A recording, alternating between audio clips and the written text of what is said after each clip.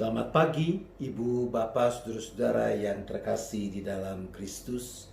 Kita bersyukur karena kasih setia dan pemeliharaan Tuhan sajalah kita masih bisa bertemu, kita masih bisa bersekutu sekalipun secara virtual di dalam persekutuan doa pagi hari ini. Mari kita memuliakan Tuhan, kita memuji namanya dengan menyanyikan lagu Kidung Jemaat nomor 18, Allah hadir bagi kita.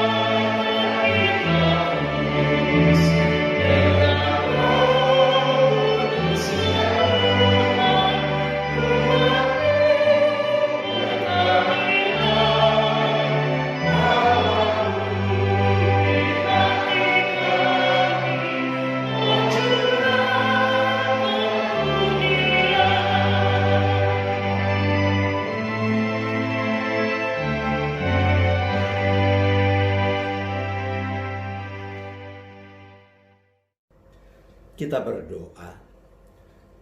Kalau kami bisa memasuki hari baru ini dalam keadaan baik, maka semua itu adalah bukti nyata dari kasih setia dan pemeliharaan-Mu. Kami bersyukur ya Bapa, kalau mengawali hari baru ini, kami juga boleh bersama-sama dihimpunkan di dalam persekutuan doa pagi, sekalipun kami masih harus melakukannya secara virtual. Tapi itu tidak mengurangi nilai dari persekutuan ini, karena kami yakin bahwa Engkau juga hadir, Engkau ada bersama-sama dengan kami semua, bahkan Engkau hadir untuk mencurahkan berkat-berkat-Mu, baik melalui lagu-lagu yang kami nyanyikan, di dalam doa-doa yang kami ucapkan, tapi juga di dalam firman yang sebentar akan kami baca, kami dengar, kami renungkan bersama. Dan khususnya bagi pemberitaan firman, kiranya Roh Kudus sendiri yang menerangi hati dan pikiran kami, supaya kami makin mengerti apa yang Tuhan hendak nyatakan, dan kami makin dimampukan untuk melakukannya. Terima kasih ya Bapa. Kami berdoa hanya di dalam nama Tuhan Yesus Kristus. Amin. Tema di dalam persekutuan doa pagi ini, doa yang manjur. Memang ada. Itu tema kita seutuhnya. Nah, mari kita bersama-sama memperhatikan dari surat 1 Yohanes pasal 3 ayat 22. 1 Yohanes pasal 3 ayat 22. Saya membacakannya bagi kita semua demikian. Dan apa saja yang kita minta, kita memperolehnya daripadanya karena kita menuruti segala perintahnya dan berbuat apa yang berkenan kepadanya. Demikian apa yang dipersaksikan dalam 1 Yohanes 3 ayat 22 maka kita adalah orang-orang yang berbahagia. Kalau dengan kesungguhan kita mendengarkan firman Tuhan, kita memelihara dan melakukannya.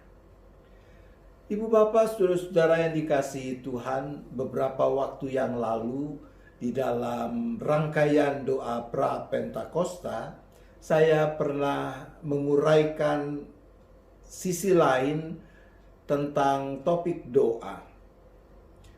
Di sana kita diajak untuk mengingat lagi apa sesungguhnya esensi, apa yang sesungguhnya merupakan hakikat terdalam dari sebuah doa.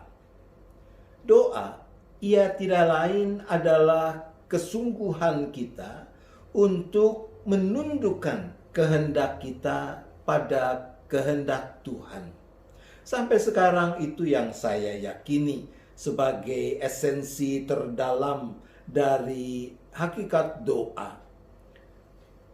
Itu berangkat dari apa yang Yesus Kristus praktikan di dalam doa di Taman Getsemani. Tentu kita masih mengingat peristiwa yang luar biasa itu. Di dalam pergumulan di Taman Getsemani, kita melihat bagaimana Yesus begitu serius dengan doanya, sehingga Injil mengatakan peluhnya bertetesan seperti tetes-tetes darah. Ia mengucap di dalam doanya, "Sekiranya mungkin ya Bapa, biarlah cawan ini lalu daripadaku. Tetapi bukan kehendakku, melainkan kehendak-Mu-lah yang jadi." Yesus punya keinginan, dia punya kehendak dari sisi kemanusiaannya. Tetapi dia mau dengan sungguh-sungguh menundukkan kehendaknya pada kehendak Allah Bapa di sorga. Jadi, kalau kehidupan doa kita esensinya seperti itu, maka saya yakin doa kita mestinya ya diperkenan oleh Tuhan. Nah, di dalam semangat itulah lalu kita memaknai doa sebagai nafas kehidupan orang percaya. Bukan cuma sekedar kita menaikkan permohonan-permohonan, tapi sebagai nafas yang terus-menerus kita lakukan. Berarti pada saat yang sama kita juga selalu mau melakukan apa yang kita temui di dalam proses kita menundukkan kehendak kita pada kehendak Allah. Nah, kalau begitu, apakah memang doa ada urusan manjur atau kurang manjur? Kalau kita memperhatikan apa yang tadi telah kita percakapkan, maka doa bukan urusan manjur atau tidak manjur. Jangan pikir bahwa ada rumusan doa tertentu yang kalau kita ucapkan terus-menerus, maka dengan sendirinya doa itu akan mendatangkan berkat seperti yang kita inginkan. Doa yang diperkenan Tuhan tidak identik dengan manjur. Doa bukan mantera yang kalau dirapalkan lalu segera berkhasiat.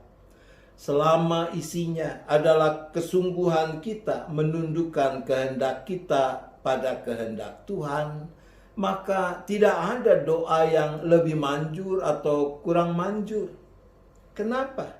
Karena sekali lagi, doa bukan urusan manjur atau tidak manjur.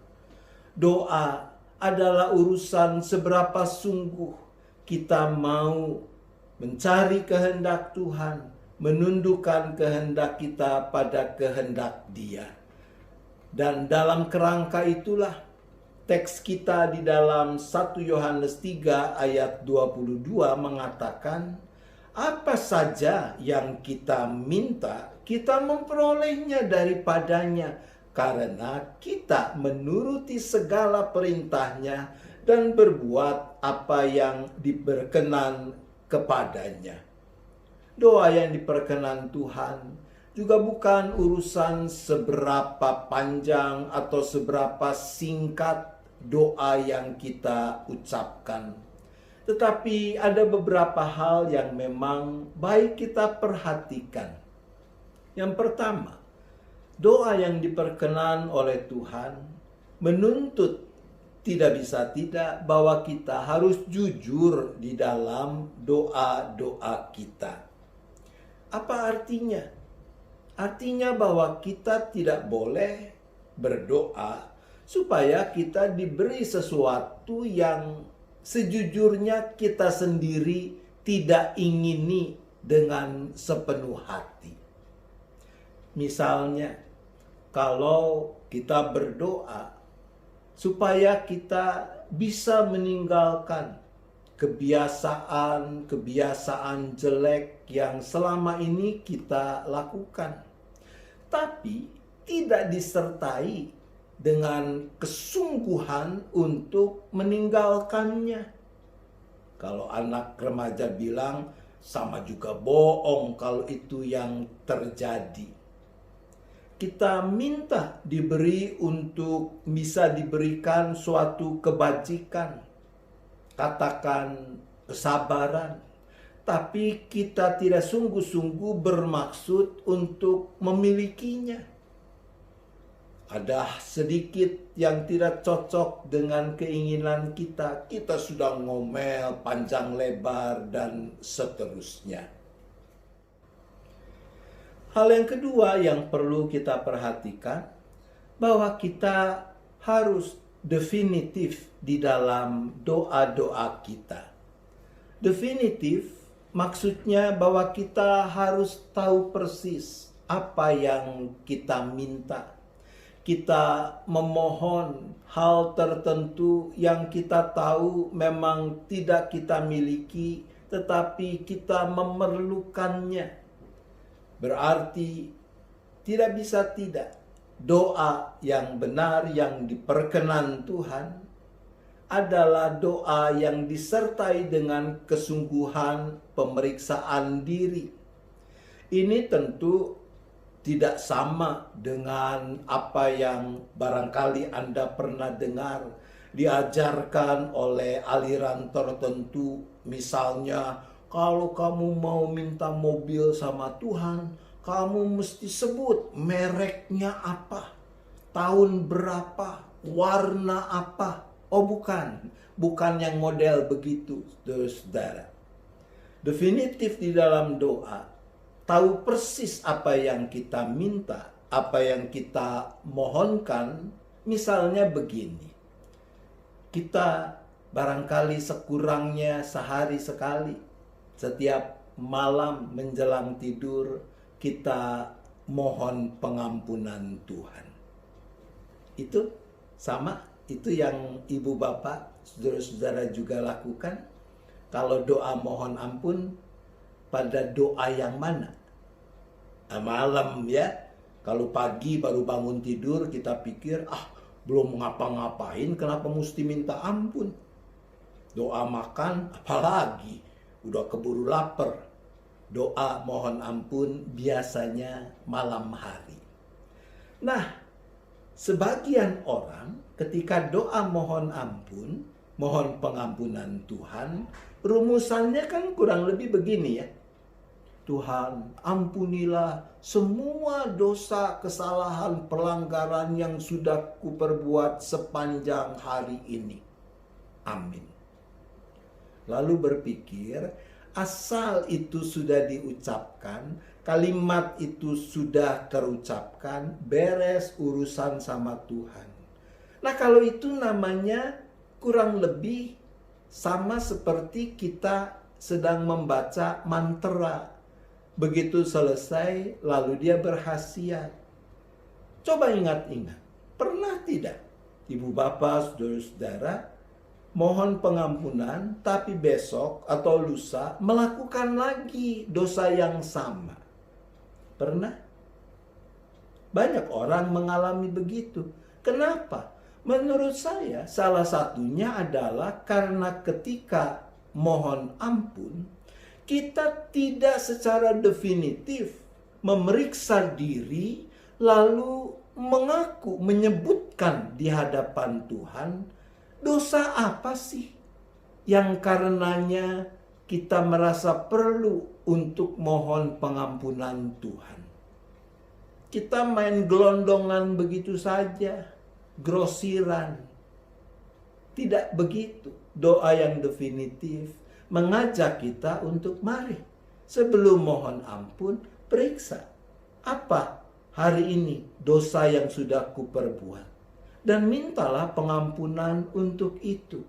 Kalau itu kita lakukan, pasti kita akan lebih teringat pada permohonan yang kita minta dari Tuhan untuk kita tidak ulangi di dalam kesempatan yang lain. Sama halnya dengan mengucap syukur.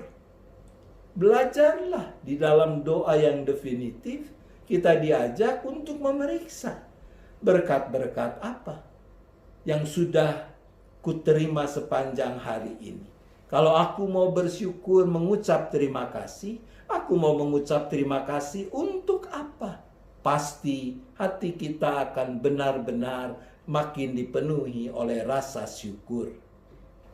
Yang ketiga, Ibu Bapak Saudara, doa yang diperkenan oleh Tuhan menuntut bahwa kita tidak boleh mementingkan diri sendiri. Tidak boleh egois. Bahwa sebuah doa tidak boleh bersifat egois, mementingkan diri sendiri. Tuhan tidak akan mengabulkan permintaan yang akan mengakibatkan kerugian bagi orang lain. Memang sih di dalam Mazmur barangkali kita bisa menemukan doa yang isinya adalah supaya Tuhan menghukum orang lain, membinasakan musuh dan seterusnya. Tapi sebetulnya kan esensi mazmur-mazmur seperti itu adalah pemazmur menyerahkan, memohon keadilan dari Tuhan, dan menyerahkan penghakiman itu kepada Tuhan, agar Tuhan yang bertindak. Karena di dalam perjanjian baru kita mendengar hal yang sepertinya bertolak belakang. Misalnya Matius 5 ayat 54. Sabda Yesus, kasihilah musuhmu dan berdoalah bagi mereka yang menganiaya kamu. Jadi kita bukannya diajar untuk berdoa supaya orang yang menyakiti hatiku itu ketabrak metro mini, keserempet bajai dan seterusnya. Tidak. Tapi justru kita diajak untuk mendoakan hal yang baik. Bahkan untuk musuh kita, untuk yang menganiaya kita. Yang keempat, doa yang diperkenan oleh Tuhan tidak boleh menjadi alat untuk menghindari apa yang sebenarnya menjadi tanggung jawab kita.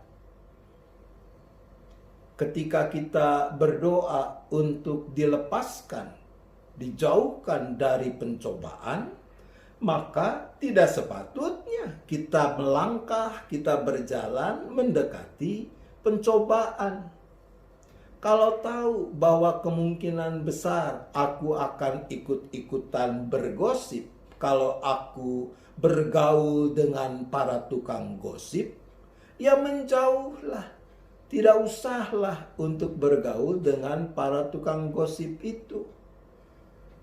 Yang paling sering misalnya kita dalam rangka perjamuan. Kalau orang Kristen berkumpul, ada pesta, sebelum makan, apa yang dilakukan? Betul, doa makan. Kalau ada pendeta, ya biasanya pendeta yang diminta doa.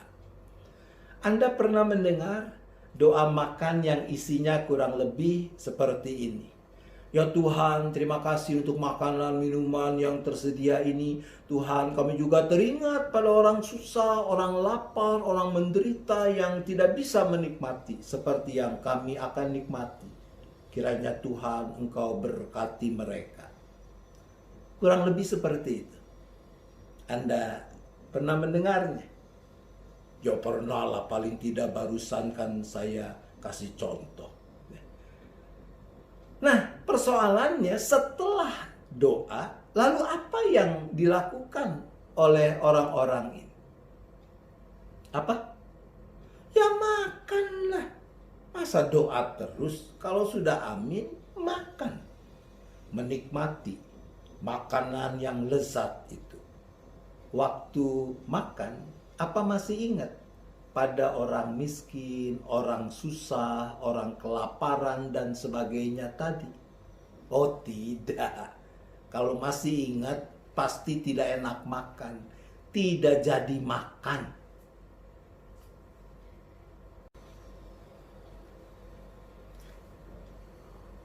Lalu kalau terus ditanya, jadi bagaimana dengan orang-orang miskin, orang-orang susah, orang-orang kelaparan itu? Sebagian mungkin menjawab, kan sudah diserahkan kepada Tuhan. Oh ibu bapak saudara, kalau saya yang jadi Tuhan, kapan-kapan sudah saya kepret. Tuhan akan mengatakan, jangan begitu. Aku sudah berkati kamu supaya kamu menjadi saluran berkat. Jangan dikembalikan lagi tanggung jawab itu kepadaku. Aku sudah berikan tanggung jawab itu kepadamu. Dan yang terakhir ibu bapak saudara, doa penyerahan diri melalui dan di dalam doa juga tidak boleh dijadikan kesempatan untuk mencobai Tuhan. Misalnya bahwa Tuhan sudah menetapkan berbagai hukum alam yang berlaku dalam kehidupan ini. Sebutlah hukum gravitasi. Kalau ada sesuatu jatuh, dia akan jatuh ke bawah. Dia tidak akan mumbul ke atas.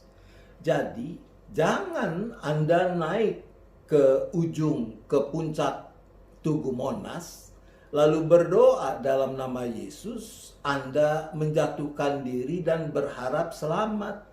Tidak mungkin, Anda pasti remek mati Anda.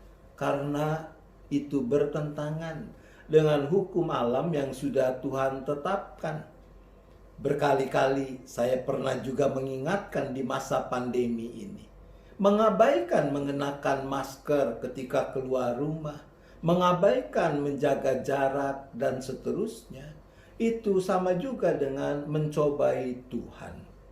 Ibu bapak saudara, tidak ada doa yang lebih manjur, tidak ada doa yang kurang manjur.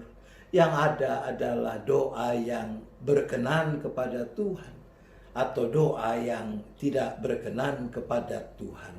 Mari kita merawat kehidupan doa kita dengan benar. Jangan pernah kehilangan esensi doa, yaitu menundukkan kehendak kita pada kehendak Tuhan.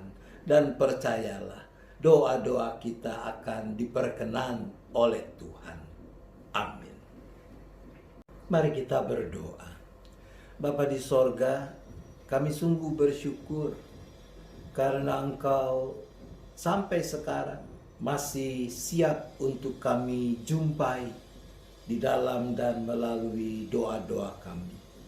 Ya Bapa, ampuni kami kalau mungkin pernah terjadi kami memaknai doa lebih sebagai mantra ajaib untuk mewujudkan apa yang kami inginkan. Kami belajar bahwa esensi doa yang sesungguhnya adalah bagaimana kami dengan serius mau menundukkan kehendak kami pada kehendak Tuhan. Sebab itulah yang berkenan kepadamu. Maka Bapa, mampukan kami untuk merawat kehidupan doa yang benar itu, agar sungguh di dalam dan melalui kehidupan doa yang benar itu, kami beroleh kekuatan untuk dapat menapaki kehidupan dalam perjalanan hidup yang masih Tuhan anugerahkan kepada kami. Mampukan kami untuk tidak cuma pandai berucap doa, tapi juga memang mempraktikkan apa yang kami doakan itu. Dalam kerangka itulah kami berdoa bagi kehidupan masyarakat, bangsa, dan negara di mana kami menjadi bagiannya, bahkan bersama-sama dengan umat manusia di seluruh dunia yang sedang menanggung, memikul beban berat karena pandemi COVID-19. Ya Bapa, Engkau yang terus kiranya boleh memampukan para ahli yang bekerja keras menemukan vaksin bagi virus corona, pengobatan yang tepat bagi COVID-19, supaya dapat segera pandemi ini teratasi. Kami juga berdoa bagi dampak negatif pandemi ini di dalam berbagai aspek kehidupan, khususnya di dalam perekonomian.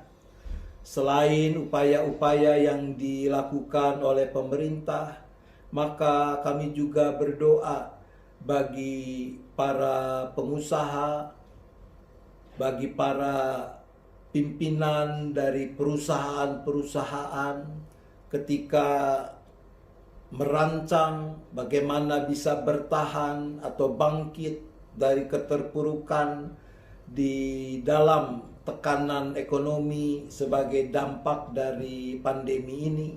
Kiranya yang boleh dipikirkan dan dipertimbangkan bukan melulu sekedar urusan bagaimana bisa meraih lagi keuntungan, tapi utamanya bagaimana lewat usaha itu sekian banyak karyawan dan keluarga yang menggantungkan hidup mereka pada pekerjaan di tempat, di pabrik, di kantor, dan sebagainya.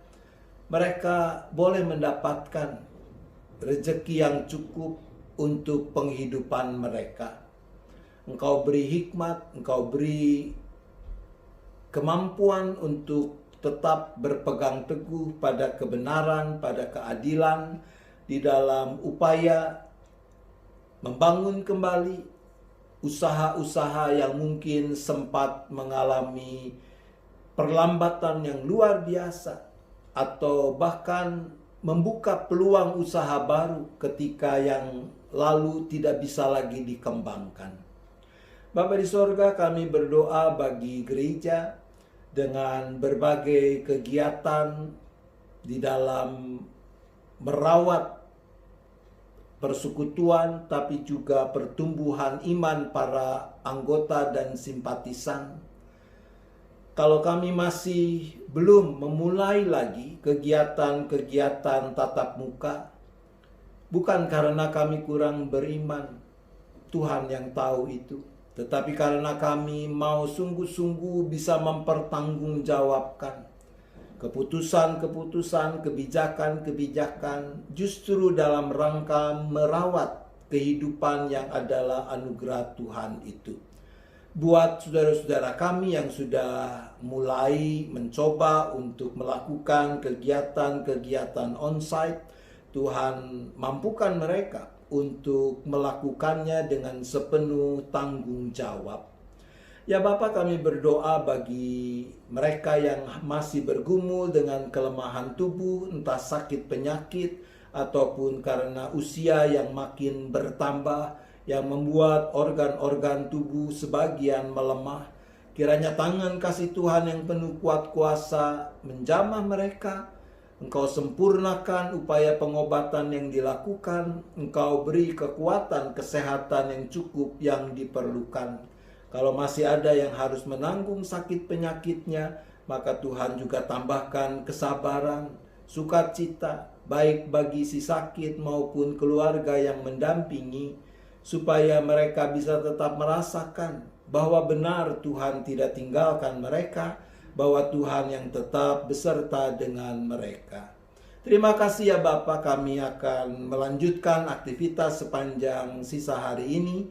Mampukan kami untuk terus menggenggam tangan Tuhan yang senantiasa terulur menopang kami. Ampuni dosa dan salah kami, agar tidak menghalangi anugerah-Mu. Kami berdoa di dalam nama Tuhan Yesus Kristus. Amin. Kita akan mengakhiri dengan bersama menyanyikan lagu Indahnya Saat Yang Teduh, Kidung Jemaat 454.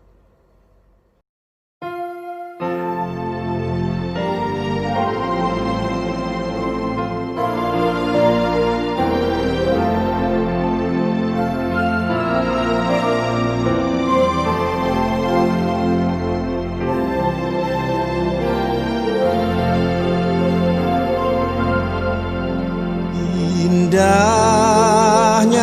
saat yang teduh menghadap tatap Bapa-Ku, ku naikkan doa padanya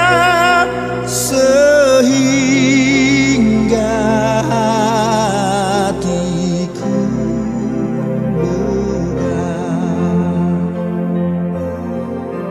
di waktu bimbang dan gentar, jiwaku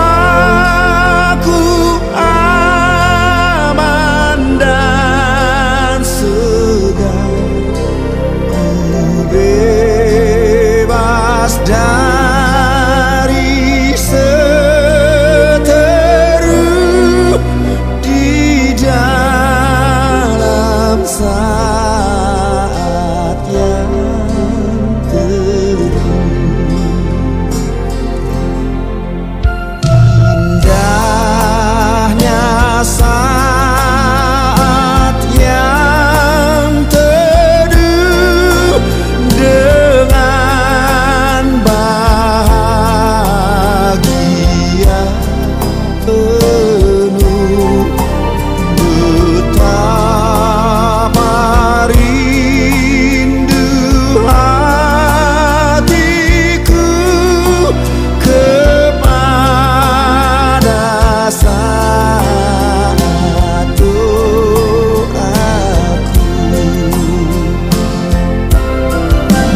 Bersama orang yang kudus, ku cari wajah penebus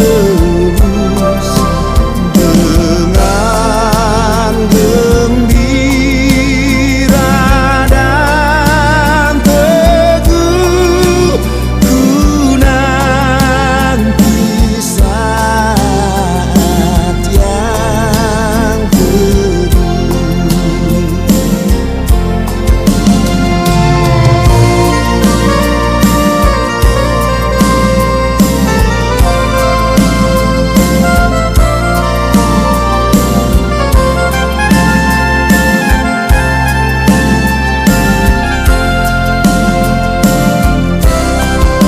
Sejak ku lihat wajahnya, ku yakin pada firman-Nya dan menyerahkan bimbangku di dalam saat yang teduh, dan menyerahkan bimbangku di dalam saat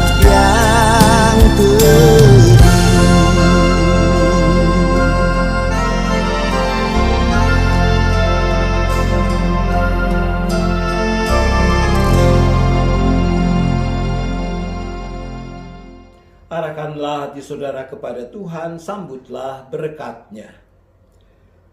Kasih Allah Bapa, kasih karunia Tuhan Yesus Kristus dan persekutuan Roh Kudus besertalah dengan saudara sekalian sampai selama-lamanya. Amin.